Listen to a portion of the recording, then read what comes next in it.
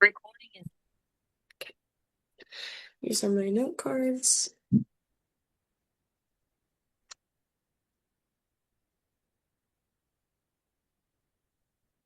Okay,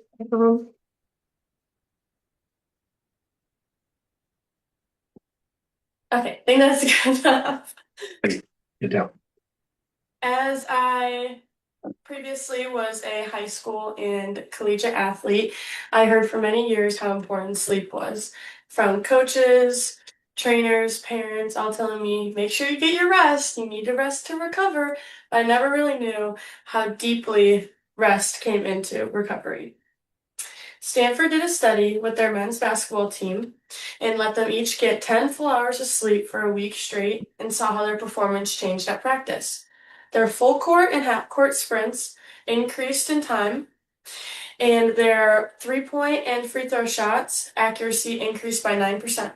The numbers do not lie. Rest has an insane relation to recovery and performance. I didn't really notice how important rest was for me when I was a high school athlete. Yes, the classes were hard and practices were challenging, but nothing really made sense to me until I got to college. When the academic work was much more rigorous, and I realized how hard I was working at practice and lifting 4 to 5 hours a day, I still made time to stay up late and talk with my roommates or do homework late at night because I quote unquote couldn't sleep. But it wasn't that I couldn't sleep. I was overtired because I was being overworked, and in turn, I was in fight or flight mode 24/7. The biggest reason of why sleep is important for your muscle recovery is because it's the only time that your body is resting. When you're asleep, that is the time that your muscles have to rebuild those fibers and build that muscle up again. If you do not get enough sleep and you continue to go to your 6 a.m. lift the next day off 4 hours of sleep instead of 8, your muscles do not have enough time to recover and they will still be worn down when you're lifting. Then, if you continue that cycle, your muscles will have no time to recover and will constantly be worn down to the point where something like injury, tendon snapping, etc. could happen. Muscle recovery is also important for the biggest muscle, our brain.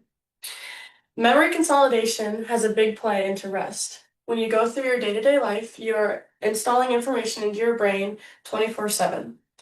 As you go out throughout your day, it's all put in the short memory category. When you go to sleep, that's when your brain works to reconsolidate, to put things into the long-term category and throw things out that are unnecessary. If you do not give your brain the chance to consolidate, then you will no longer have any room in your short-term memory.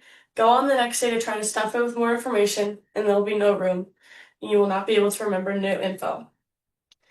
This is especially hard on athletes because it affects their performance. If they do not have the cognitive clarity to make fast reactions, problem solve, or have emotional regulation, it affects their performance. Athletes have shown significant stats that when they get less sleep, they quickly show signs of anxiety and depression forming due to the lack of acceptable performance.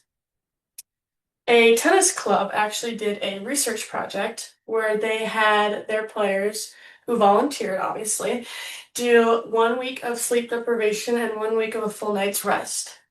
Off that week of sleep deprivation, their performance decreased dramatically.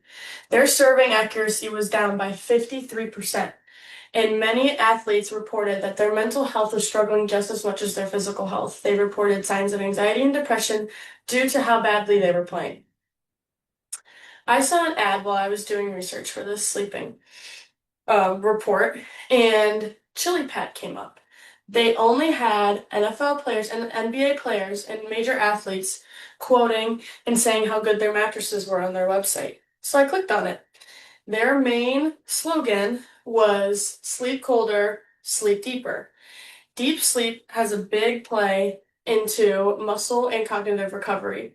It helps you have more cognitive clarity and causes you to be in REM for longer, which is when you consolidate memories and form new muscles. I really liked how Chili Pad went about their advertising by using science. I think that was an interesting thing that a lot of companies don't do anymore. Now, if you're an athlete listening to this and you're starting to worry, don't. I researched many ways that you can go and sleep faster, fall asleep faster, and sleep for longer. The first one is your sleep environment.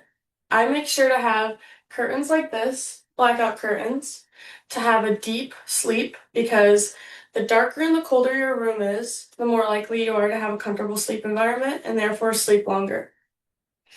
This here is my comfortable bed that I like to sleep in every night. And that bed helps me get a deep sleep because it's my comfortable environment. Next, this one's pretty obvious. Alcohol and caffeine. Don't consume it before you go to sleep. Those are stimulants and keep your mind moving when you want to be resting. Lastly, this one's a little bit harder on the harder side. It's electronics. Now, especially as a student athlete, I understand it's hard to maneuver your time and make sure you have time to do everything, and it's like some athletes, they only have time to work on their computer and do their assignments right before they fall asleep.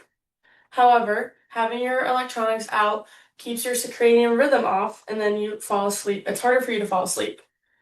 One way to counter this, if that's your only option, is to wear blue light glasses. That helps you keep your circadian rhythm in check and helps you fall asleep on time.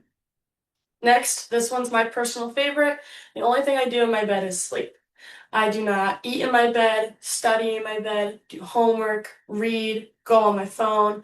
I do none of those things in my bed so that when I get into my bed at night, my brain recognizes where I am and knows that it's time to start falling asleep. Next, another personal favorite of mine is routine.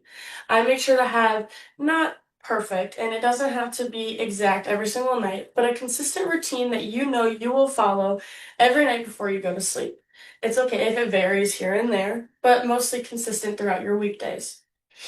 This routine helps send signals to your brain that it's time to head to bed. Lastly, and arguably the most important, is staying hydrated. If you do not hydrate, your brain cannot function enough to consolidate your memories, have cognitive clarity, and help you sleep, and your muscles cannot rejuvenate and rebuild the way that they're supposed to. And once I started doing all of those things, especially the only in my bed I sleep and the nightly routine, I noticed that I was running faster, lifting heavier, getting better grades on tests, becoming a better coworker, and a better person overall. So, if you want to start living better, start sleeping better. Get to sleep and get to living.